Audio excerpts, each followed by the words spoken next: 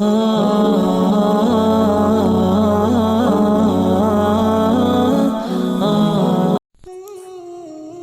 زندگی تو امتحان ہے، یہاں ایک دن تم خوش ہوگے تو دوسرے دن اداس۔ مشکلات سے سبھی گزرتے ہیں اور گزرتے رہیں گے، بس تکالیف پر تمہارا رد عمل اور تمہارے الفاظ بتاتے ہیں کہ تم ٹیسٹ میں پاس ہو رہے ہو یا فیل۔ جب بھی اداس اور غمزدہ ہو، ہمیشہ یاد رکھو صرف اللہ ہی تمہاری زندگی میں خوشی اور مسرت لا سکتا ہے۔ تمہارا رب کہتا ہے اور یہ کہ اسی نے ہنسایا اور اسی نے رلایا، اس لیے اسی پر بھروسہ رکھو اور صرف اسی سے امید لگاؤ۔ صبر اور برداشت سے کام لیتے جاؤ، کیونکہ جلد ہی تمہاری آزمائش ختم کر دی جائے گی اور پھر یہ محض ماضی کا حصہ بن جائے گی۔ پیچھے کیا رہ جائے گا؟ صرف تمہارا ری ایکشن کہ تم اللہ کے بندے بنے رہے یا نافرمان۔ سب سے خوبصورت رشتہ اور تعلق رب العالمین کے ساتھ، جس پر بھروسہ کبھی ہارنے نہیں دیتا، جس پر توکل کبھی غم میں مبتلا نہیں ہونے دیتا، جس سے امید کبھی مایوس نہیں ہونے دیتی، جس پر یقین خالی ہاتھ نہیں لوٹاتا، جس پر ایمان کبھی بہکنے نہیں دیتا اور جس کی طرف توجہ کبھی بھٹکنے نہیں دیتی۔ تم اکثر سوچتے ہو نا کہ اللہ تعالیٰ کن کب فرماتا ہے، وہ تمہاری من پسند چیز پر راضی کیسے ہوتا ہے؟ تم سوچتے ہو وہ ناممکن کو ممکن کب بناتا ہے؟ اللہ تعالیٰ نے قرآن پاک میں لوگوں کو یہ بات ذہن نشین کروا دی ہے کہ آزمائش ہی وہ کسوٹی ہے جس سے کھوٹا اور کھرا پرکھا جاتا ہے۔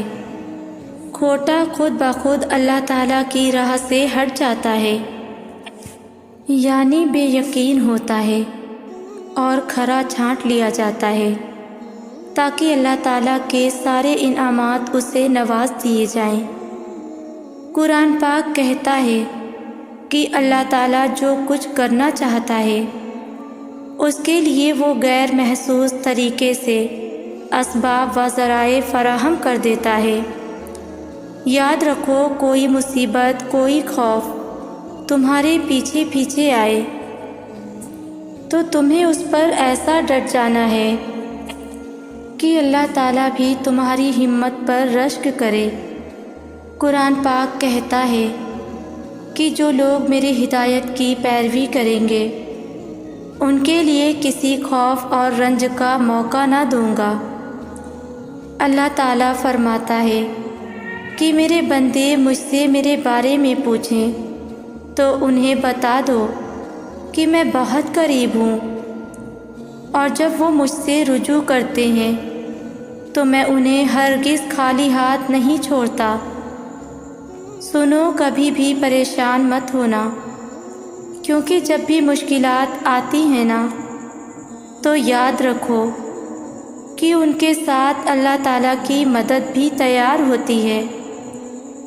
جب مشکل تم اللہ تعالیٰ کے ساتھ ہوتے ہو نا تو وہاں ہمیشہ امید کی راہ بھی روشن ہوتی ہے۔ تم میری بات پہ ہمیشہ یاد رکھنا کہ اللہ تعالیٰ تمہاری خواہش کو کبھی بھی تبدیل نہیں کرتا، بلکہ وہ تمہارے صبر کی پرورش کرتا ہے۔ اللہ تعالیٰ تمہاری دعوت کی آواز کو کبھی بھی نظر انداز نہیں کرتا، وہ صرف تمہارے صبر کو ٹیسٹ کر رہا ہوتا ہے۔ جانتے ہو، آزمائش میں اللہ سے جڑ کر مانگی دعا اللہ سے کن کروانے کی طاقت رکھتی ہے، بس شرط یہ ہے کہ تم دل میں کوئی وسوسہ نہ رکھو۔ اللہ تعالیٰ تمہارے دلوں میں جھانکتا ہے، وہ اسے ہی چنتا ہے جو اس پر یقین کرتا ہے۔ یاد رکھو، دعاؤں کا مسلسل تمہارے لبوں پر تسبیح بن جانا اللہ تعالیٰ کی طرف سے اشارہ ہے کہ وہ تمہاری دعاؤں پر راضی ہے۔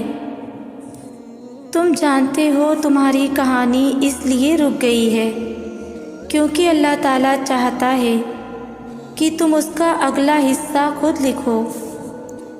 جسے تم تاخیر سمجھ رہے ہو نا، وہ ہرگز تاخیر نہیں، کن کی منزل بھی تمہاری منتظر ہے۔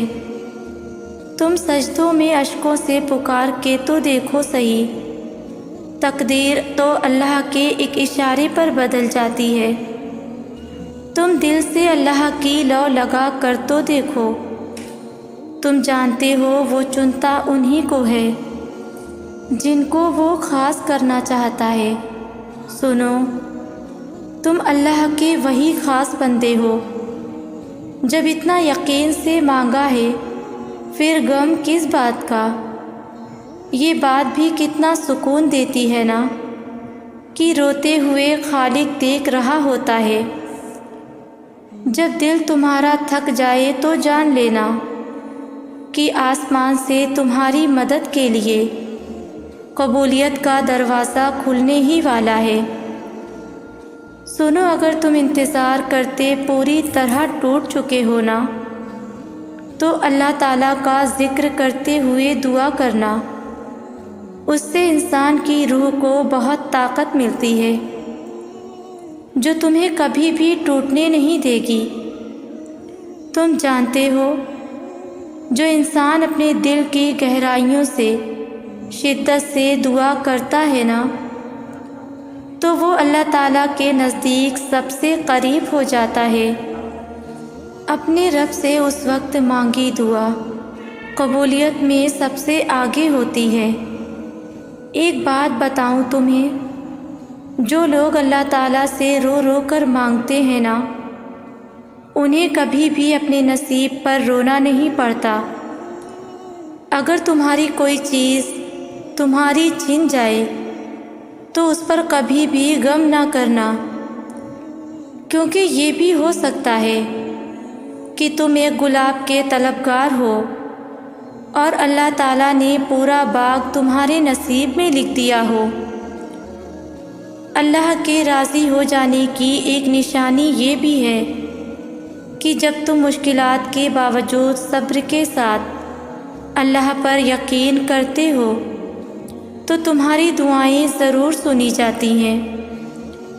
اگر تمہارا دل بار بار اللہ سے ایک ہی دعا مانگ رہا ہے تو بالکل ممکن ہے کہ وہی تمہارے نصیب کا حصہ ہو۔ تم دعا مانگتے رہنا، کیونکہ اسے اپنے بندے کے اٹھے ہاتھوں کی لاج رکھنا خوب آتا ہے۔ اگر تمہارا دل روز اللہ تعالیٰ سے تہجد میں دعا مانگ رہا ہو تو یہ ایک خاص اشارہ ہے کہ اللہ تعالیٰ اس دعا کو ضرور قبول فرماتا ہے۔ نبی کریم صلی اللہ علیہ وسلم نے فرمایا، انسان کا خدا کے نزدیک ایک ایسا درجہ ہے جسے انسان صرف ایک عمل کے ذریعے ہی حاصل کر سکتا ہے، اور وہ ہے اس کی آزمائش، اور وہ تمہیں آزمائش سے گزار کر عنقریب تمہیں اس کا بہترین اجر دینے والا ہے کہ تم حیران رہ جاؤ گے۔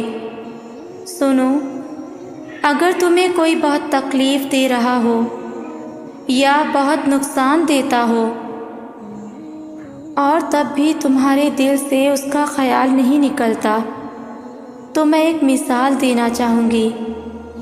جیسے چونٹی کسی راستے سے گزر رہی ہو اور آپ اس کے راستے میں انگلی رکھ دیں تو وہ آپ کی انگلی اٹھنے کا انتظار نہیں کرے گی، بلکہ اپنا راستہ بدل کر اپنی منزل کی طرف چل پڑے گی۔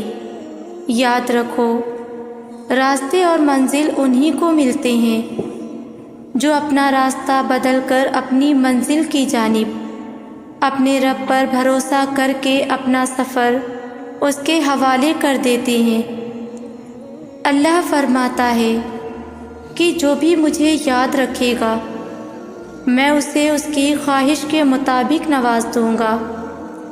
بس تھوڑا سا اور صبر کرو، تم دیکھنا اللہ اپنی مدد وہاں سے بھیجے گا جہاں تم اپنی ہمت ہار کر ٹوٹ آئے تھے۔ سنو، دعا کے ساتھ ایسا جڑ جاؤ گویا اس کے علاوہ کوئی علاج آپ جانتے ہی نہیں۔ دعا مقدر نہیں، تمہاری زندگی بدل دیتی ہے۔ اللہ کسی بھی ٹوٹے دل کو ضائع جانے نہیں دیتا۔ تمہیں پتہ ہے اللہ ایسے انسان کی پکار پر فوری کن کہہ دیتا ہے جو دکھوں میں شدت سے اس کا طلبگار رہتا ہے اور اس کی رحمت کا صبر سے انتظار کر رہا ہوتا ہے۔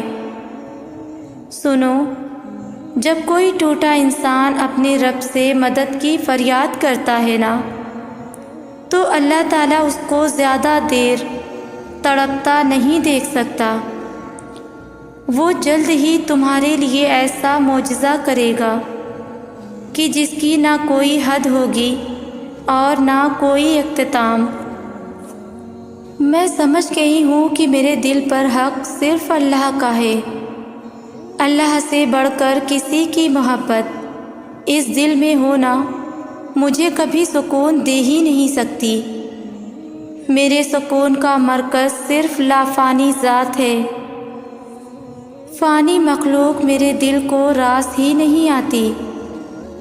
حد سے بڑھ کر غیر اللہ کو دل میں مقام دینا مجھے توڑ دیتا ہے، خود سے ہی بیزار کر دیتا ہے۔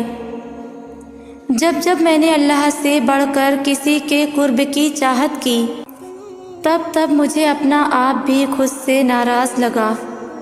میں خود سے بچھڑنے لگی۔ اور اب ایک راز جو سمجھ گئی ہوں میں، دل میں سے گزر تو کوئی بھی سکتا ہے لیکن اس میں ٹھہرنے کا حق صرف اور صرف اللہ کا ہے۔ حکومت اسی کی چلتی ہے، وہی کامل سکون ہے اور دل کا، اور وہی بادشاہ بھی۔ یہ دل خاص ہے اور اس میں خاص ذات ہی رہ سکتی ہے۔ کیا اللہ سے بڑھ کر کوئی خاص ہو سکتا ہے؟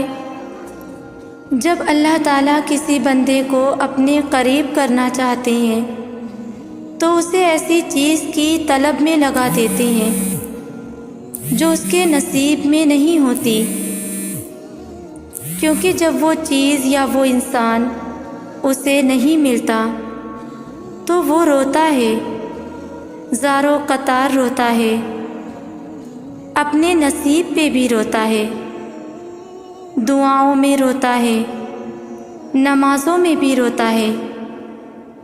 جب ساری کوشش کر کے ہار چکا ہوتا ہے تو اسی وقت اللہ کا قرب حاصل ہو جاتا ہے۔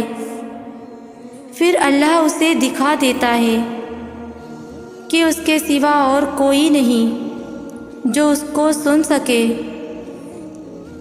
اللہ سارے رشتوں کی حقیقت ہمیں دکھا دیتا ہے جن سے ہمیں بے پناہ محبت ہوتی ہے، اور پھر ایک وقت آتا ہے جب ہمیں ان محبتوں کی طلب باقی نہیں رہتی، دل ضد کرنا چھوڑ دیتا ہے، دماغ کو سکون مل چکا ہوتا ہے۔ اب ہمیں صرف اللہ کو راضی کرنے کی فکر رہتی ہے۔ بہت خوش نصیب ہے وہ شخص جسے اللہ تعالیٰ کی محبت حاصل ہو جائے۔ اللہ آپ سب کی مانگی ہوئی ایک ایک دعا جلد از جلد قبول کر لے، آمین۔